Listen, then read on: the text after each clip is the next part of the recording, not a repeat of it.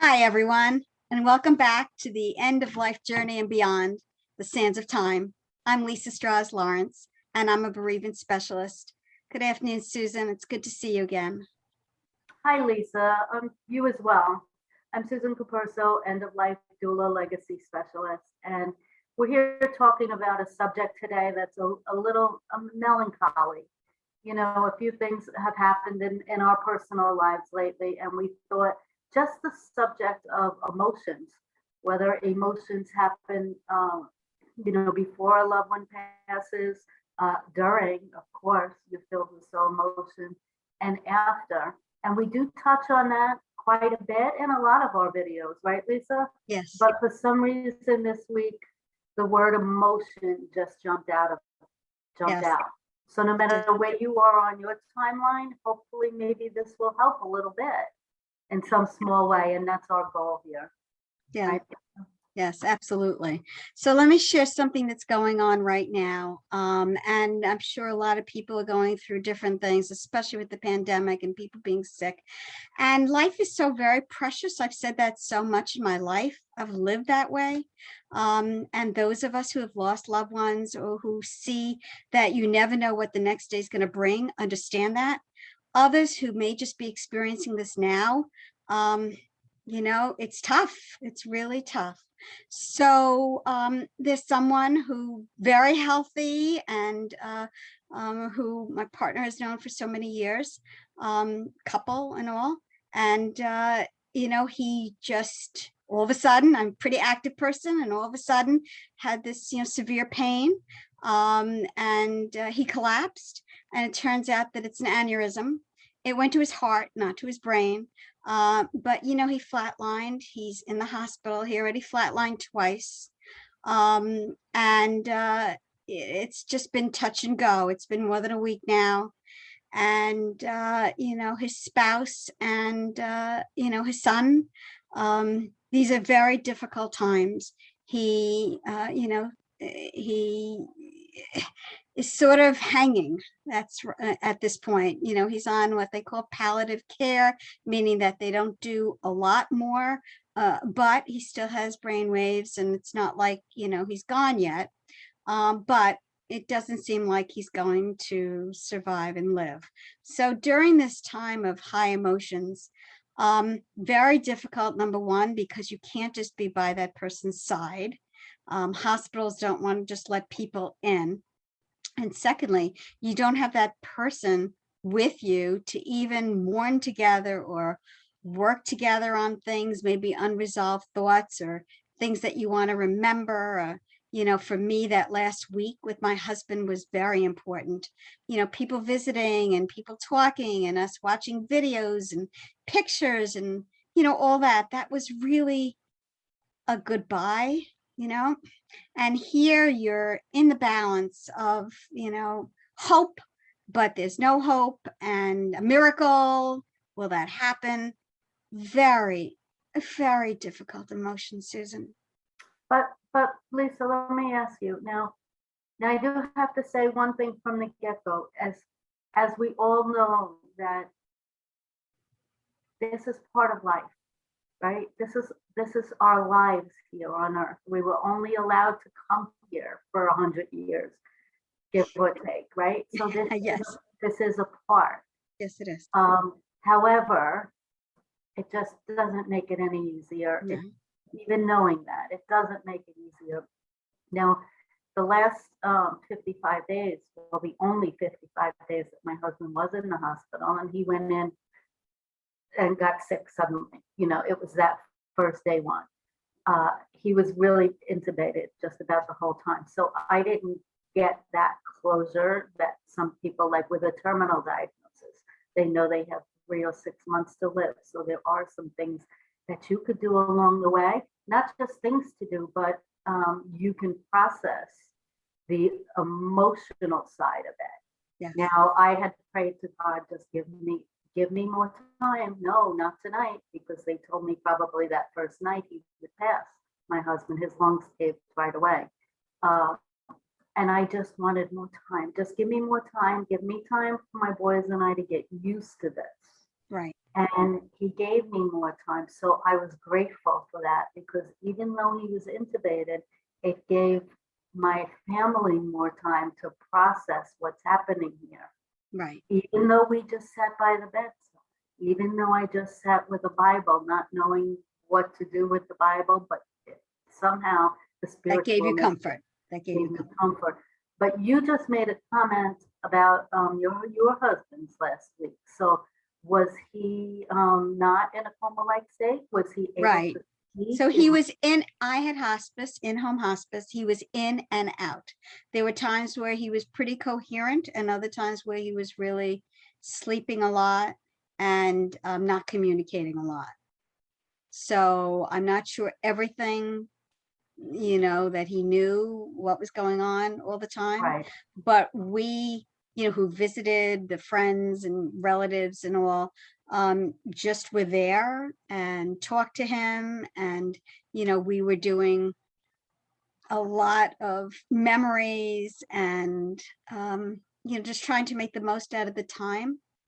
Now, who knows what he was feeling and thinking during his whole disease. Remember, he was sick for 15 months. He Right. was, he had a deadly disease, pancreatic cancer. He was in pain, and watching him suffer was just horrendous. But I had time to process that this was not going to be a good ending. Right. And And time during that time to work on some of the memory projects we talk about and the legacy things that we talk about in all our videos. So you have time to do that. But in the case that where you were just talking about your friend, and in my case, there was no time. There were no last conversations. I mean, this is thrust upon the family. So now, okay, yes, it's heartbreaking and it's overwhelming, but you need to go through these emotions. Unfortunately, there's no way around them. There's no brushing them under the carpet. You have to go through in order to get to that. And that's what you're talking about, with your friend now, the same thing that I went through. What can we possibly do for her? Well, thinking back to my time there, and we were talking about this a little bit earlier, what can somebody do for me? And there's not much. To be present, to give a text, to give a phone call, to sit with me. yes. So maybe people in her family right now Yes. could just be with her. Yes. Bring Yes. some food, just be with her if she's Yes. not allowed in the hospital. Yes. Also reach out, because where you live, it's different in each state right now, but reach out to patient advocacy. Get the details, because I know in my local hospital that no, you can't have visitors, but if it's at the end of somebody's life, you absolutely as a spouse can go in and be there. So you need to ask the right people the right questions, not just the security guard at the desk or a nurse that you talk to, right? Right. But the bundle of emotions, you look back and you wonder, did I do this? Was this, you can think a million thoughts, because like you did something wrong, But right now, you need to know that the weight of it of all. And I still feel like it was yesterday and it's 7 years, but the weight felt like, the way I describe that weight is like a big construction, a piece of equipment, like a crane or something that I don't even know what the name of it is, but it's pushing me down like a tamper, right? That little tool that it's pushing me down into the ground, and there's no relief, and there's no getting up, and there's no coming out. Yeah, I used to describe it as a cloud. There's this black cloud that sits around you. Yeah. And I used to feel like my mom was in the hospital for 7.5 months, and towards the end, she was on machines. That's what was keeping her alive, and enough, because she didn't need and want to be that way. But that black cloud was just hanging all over me. Yeah, and the funny thing is, Lisa, when you're in that realm of emotions, okay, nothing else matters in the world, not the things that you were stressing about yesterday, Yes. not the things that you've been fighting about all along. Nothing is more important in life. Right. And why didn't you see that before? But now this is the important stuff. Yeah. And getting through that is tough. So we talked about too, we both know support. Yes. Support, no matter who it is. I had a stranger, my sister-in-law was out of state, and she sent two friends of hers. They didn't work together. I guess they were part of a church community together, Christian people. And I came out of the room and they just wanted to tell me that they just stopped by because they wanted to pray for my situation. And they held my hand and they said, "Can we pray with you?" And that's not something like I do. I mean, I've done it once in a while in the last couple of years. Now I'm getting a little better at it, but I'm not like they were so open and generous with their hearts and praying with me, holding my hand. And I knew that they meant it. Yeah. That was a little bit nice. That's a little bit of a support system. Yeah. Not everybody might be the right support system either. Right. And say the right things. But if you can find somebody in your circle, whether they're a stranger or not a stranger, just take it. Yes. It's interesting because people talk about, not being able to say goodbye. Well, my father died of a coronary on vacation. And I often thought that's exactly how he would want to die. My father loved being on vacation. My father told us all the time, I don't want to suffer. I don't want to linger. Don't let me, just hang out and all. And I mean, he was only 57. And it was such a shock to obviously to all of us, especially as friends. I think back about my mom who was on vacation with him. He died in the hotel room and I kept saying, I never got to say goodbye. But I remember the phone call I had the night before when he said, that he was having a good time, but he was tired. He felt tired, which is unusual for him because he was always a get up and go person. And we chatted, he had some kind of lotto card or something, and he was going to see if he won any money. And we just had a really just sweet conversation, as we always do. So that was, I guess, as goodbye as it was going to get, Yeah. But again, I feel comforted in that he died the way he wanted to die, to tell you the truth. I mean, he didn't get to live all those other years and see his great grandchildren. He didn't see his grandchild get married. And so many things he missed out on in life. You're talking, he died in 1984. I was 30 years old. He's been gone a long time. But, I cherish the time that we had, and I focus on that because that gets me through missing him, Yeah. And I laugh, by the way, there are times where, people say to me, well, how do you keep remembering people? And how do you keep, and there are things that I smile about because like I do them, like he used to plan all the reunions, his high school reunions. And now I'm planning my 50th reunion. And so it brings him back with me in those things. He loved driving and he loved going places, and he always took the Major Deegan because he didn't like certain highways. And I always take the Major Deegan, it's people say, well, how do you keep remembering? And I say, you just keep thinking about all those things that remind you of that person, and you do those things and you keep them with you. They don't just disappear because that person's not there, but the emotions are the emotions are overwhelming. And I'm thinking about loss comes in all different ways, shapes, and forms and packages, right? It could happen quick. It could happen over an extended period of time. But my husband was only 52, and yet he knew. We talked about it, like when we watch movies and different things. And he says, I never want to be laying in a bed with oxygen. He says, pull the plug, don't leave me, in a wheelchair where I can't talk, I knew this about him. Wow. I knew it because we had communicated in the past. Wow. So as much as I prayed at the very beginning and asked God to save him no matter what, right?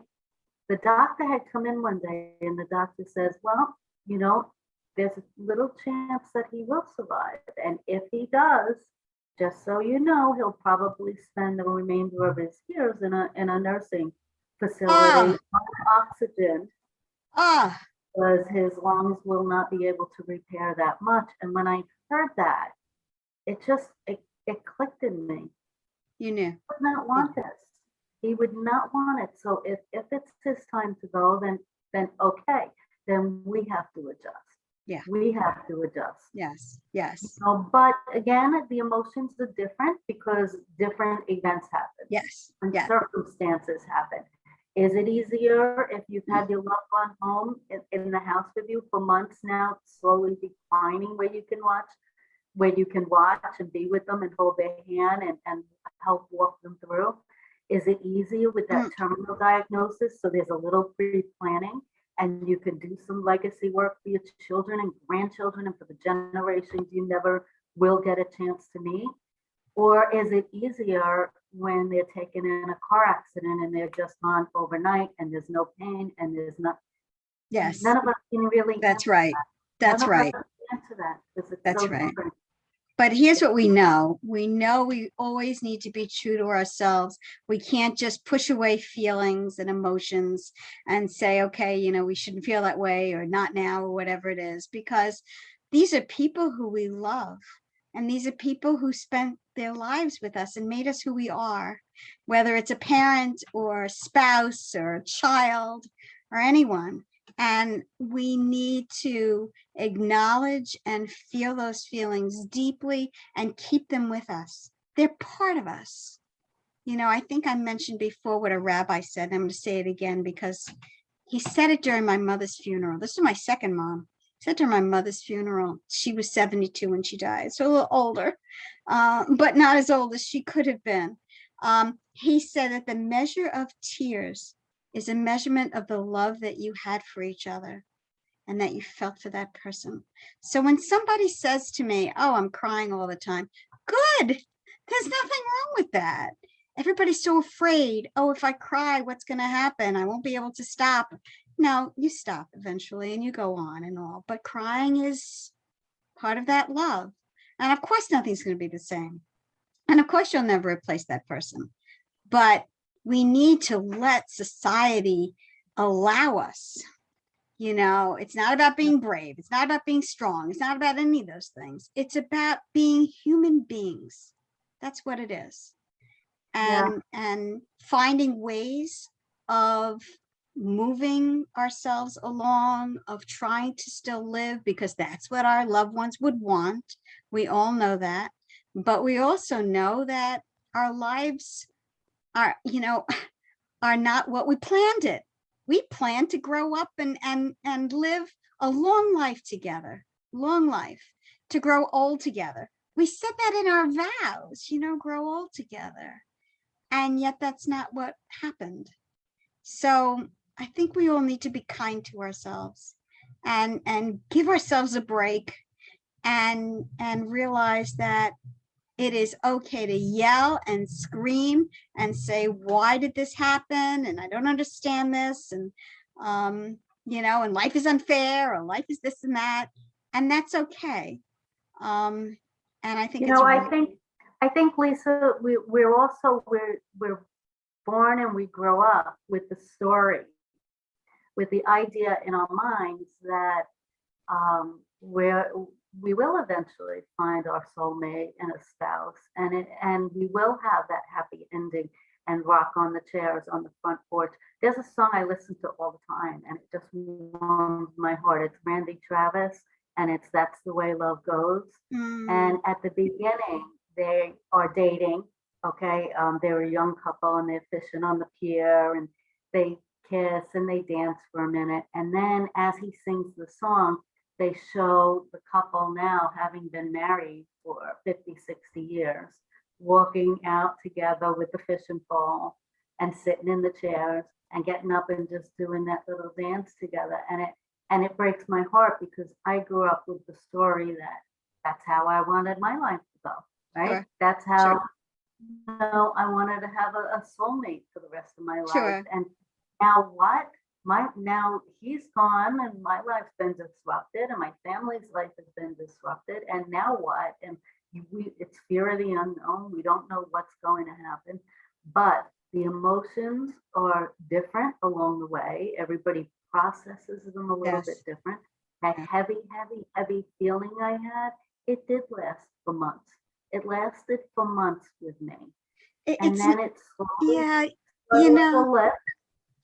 slowly started to lift. And it's, you know what, the measurement is not the time anymore. People say, well, with time, and I showed that last week about how the grief doesn't just get smaller. It's that the rest of your jar of life gets bigger. So grief stays, it sits with you, and it's part of your life, but it's not so big in that big jar. You know, it's interesting. It would never be enough. My dear friend who's 94, she had 71 years with her husband. He was 96. And she says to me, it would never have been enough. How lucky she is, how jealous I am that she had all those years together. But she sits around and says to me, I don't have him around anymore and my life will never be the same. That's her perspective. That's how she feels. And she's lonely, of course, because she had him for so many years and she wanted him forever. And he tried to stay around forever, but he couldn't stay around anymore. So, you know, it would never be enough. I would have loved more years. You would have loved more years. But you know what? I'm the optimistic one. She's lucky to have you in her life. That's right. You are the celebration queen, right? But I am. That's how I see you, right? And that's part of the way of lightening the heavy feeling and lightening the load over years. Take those emotions and do something with them.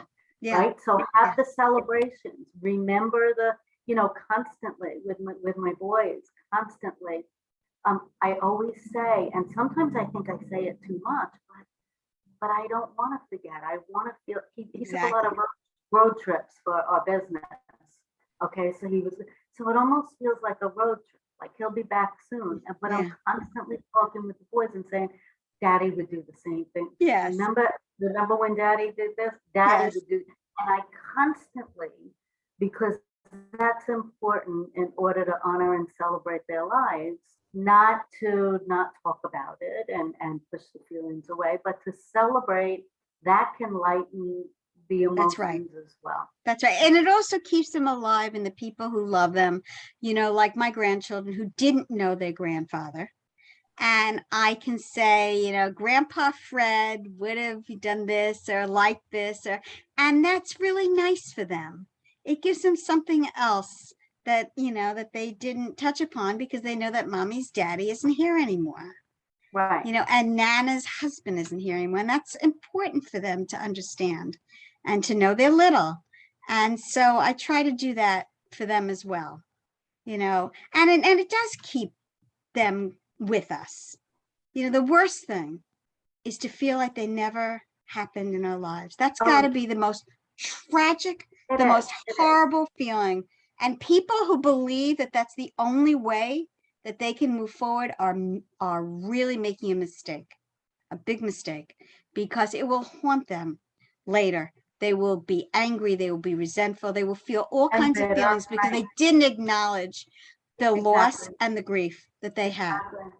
And it's so important for people to remember now, whether it's before a situation, whether you're going through it now, whether it's after the situation. You can make a list. You can pull a list off the internet, right, of emotions, including grief, but physical feelings, difficulty to sleep. Your emotions you're feeling depressed. Unexpected emotions that you never thought that you might feel before are now you're feeling a different one every single day.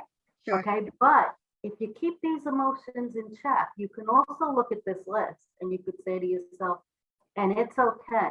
I'm supposed to feel this way. I'm supposed to feel every single one of these emotions in order to get through, not go around them. I can get through.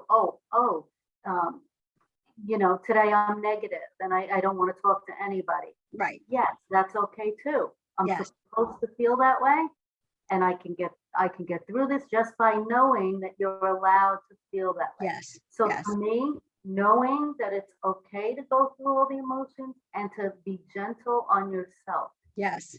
that That was you, a big thing for me. I almost put myself in a place of feeling like a little vulnerable girl, a yeah. little girl that I needed. I got some massages because that touching made me feel really cared for and Yes. loved, and Yes. patting my head and touching my hair and being gentle with yourself and doing some nice, kind things for yourself that you might not have done before. Well, now's the time to do that because it's part of the healing process, Yes. And right? we did do that course on what does a dying person want. But the fact is that, some people, like my husband he was very angry. I was busy trying to find, answers and alternatives and whatever else. He was just angry and didn't want to know anything from it. So I think trying to figure out how to support that person. We're not in their shoes. We don't know what they're going through. We can only just look at them and love them and care for them and be there for them, really be there for them. That's right, Um, right? We have so many different personalities. Lisa, you and I are different. We're a sure. lot alike in some ways, and that's why we put together our YouTube channel to Yeah. help other people. But people are just different in general. And even if it's a spouse, my husband and I were very different. Mine too. Mine too. And when it comes to that end time, when people know about the diagnosis, I've had clients that are so filled with peace Hmm. and fulfillment in knowing, hey, I was lucky enough to be on this earth for this long. Wow. And I'm okay. This is Wow. everything okay. I've had clients like that, and I've had clients the complete opposite that are bitter and angry, and why me? Yeah. Why me? Yes. I hate this, and why me? Yes. And we do have a choice. We could go through our end time either way. Yes. Either way, you can make the conscious choice to go through that. However, it's still their choice. It is. It is. Them, That's right. That's right. So That's right. And you've got to honor that. So with. important to honor that. Really so important, especially if they can That's communicate their with you. journey. It's their journey. Right. That's right. How you handle your emotions and that path and that journey over the next 20 years of your life is your journey. You have a choice. You have choices on how you want that journey to be. Yes. And Yeah. so did they. And if it's, if it's an angry time, but we're not even really talking about that today. No. We're talking No. about that it can be different kinds of situations. Yes. You Yes. didn't know. Yes. Maybe you do know, but there's 500,000 emotions, and you need Yes. to feel. And that's the thing in our society. Emotions are not right or wrong. Okay. Emotions are what we feel, period. And we're, don't feel this, don't feel that. What is that? You shouldn't do this. You shouldn't do that.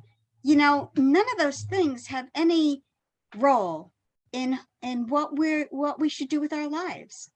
We are allowed to feel things. They're not labeled. But you know what I just thought of, Lisa? I thought of that, okay, somebody listening to this today, going through or during or after, okay, they may feel these different emotions, and they may say, okay, so thank you for validating that I have all these emotions, and feel okay about their own journey. But what about the family around them?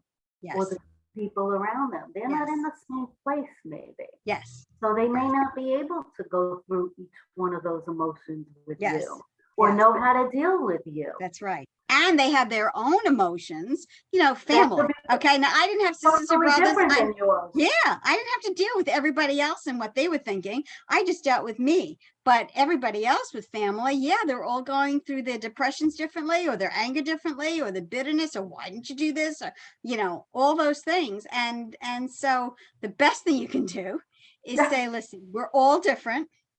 You have to go through what you're going through. Just don't tell me what I should be going through, because again, I have to respect you. You have to respect me. Very important that we accept people where they are. Okay. Right. And that's very hard, when people, especially in the same family. And that's what I was just thinking, it happened to all fall together in my family, but I'm sure that it doesn't with every family. So you might be going through your deepest and darkest moments. And why aren't you?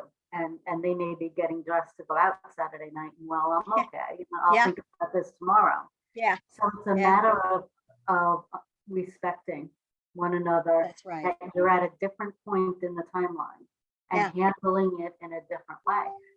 Just like one person will handle a situation with extreme patience and understanding towards another person, and the other person goes off the handle and blows up and starts, gets violent or attacks the other people verbally, and it's toxic.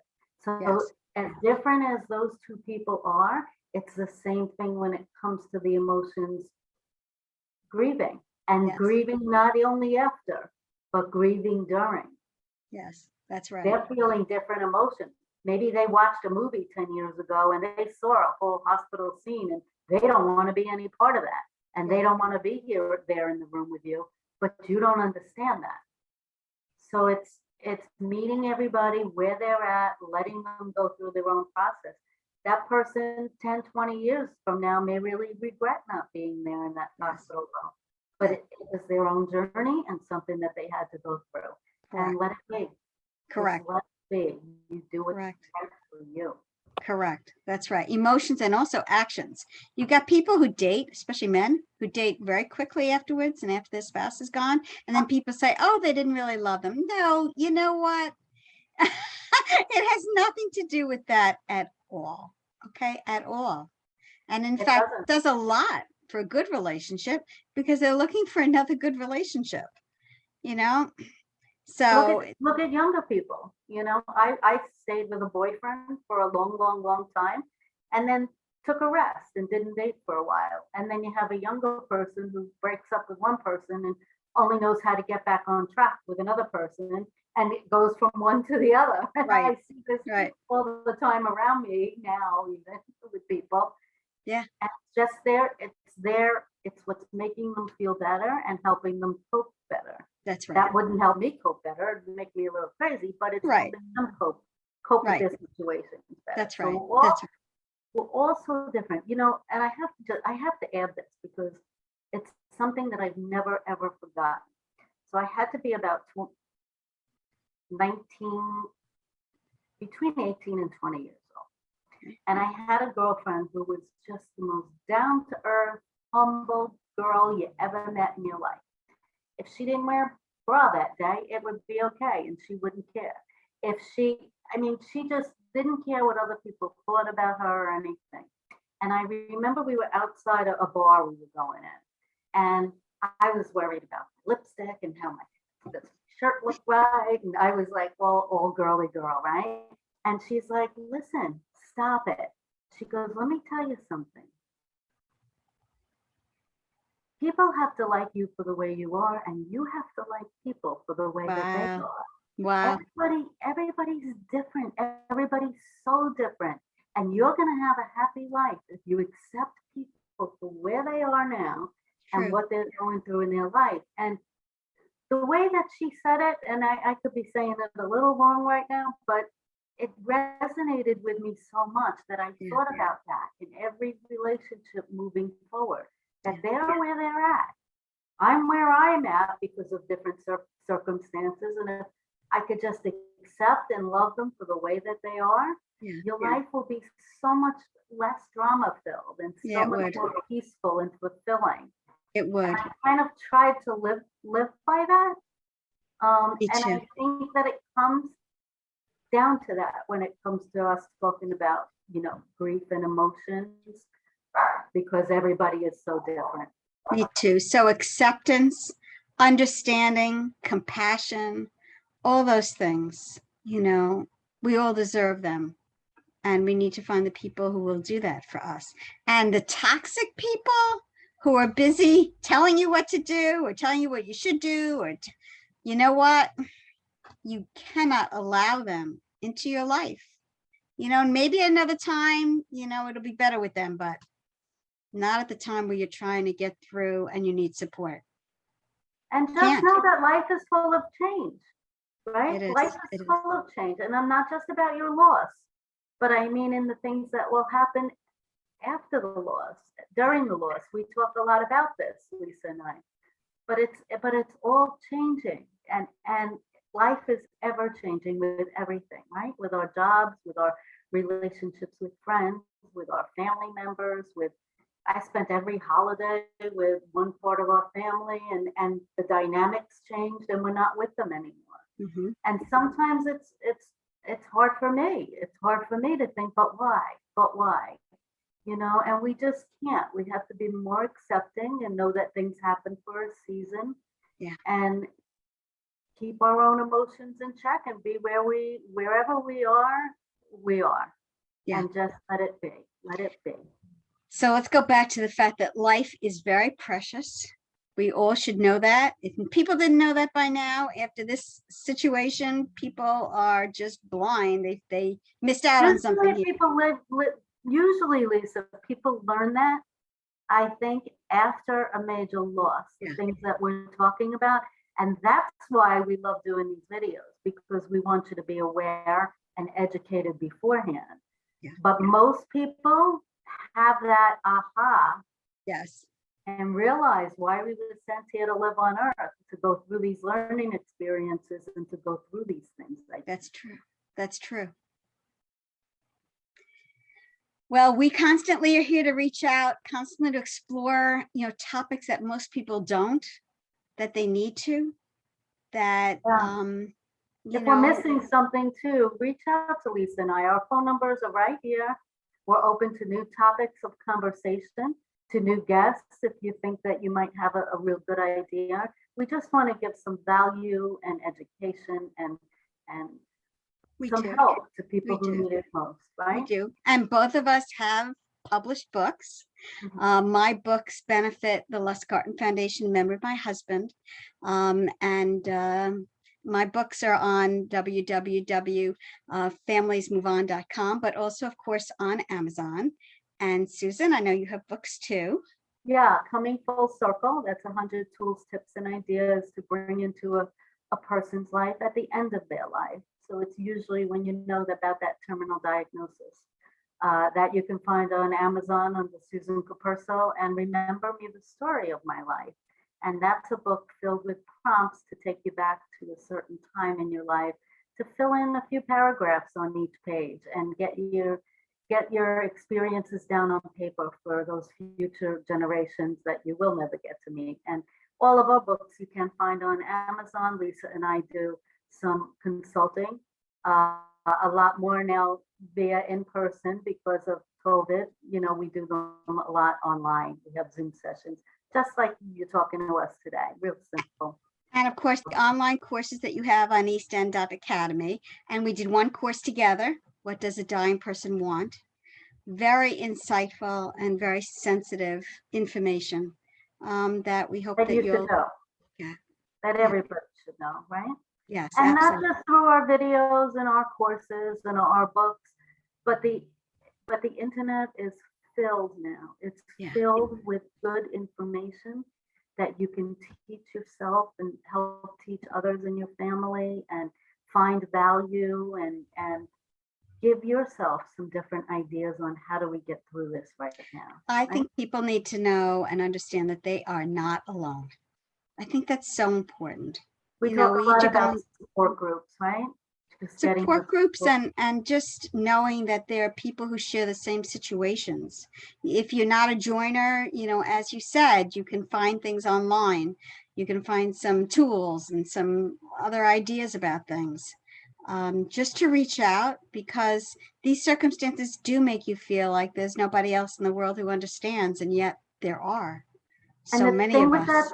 The thing with that is not only there are, okay, but those people a lot of times don't know what to say or what to do. But if you open the door and let them in, they'll know what to do and they'll know what to say. And you'll find support systems in many different people, not just in groups and in places where you have to go and sit down in a group.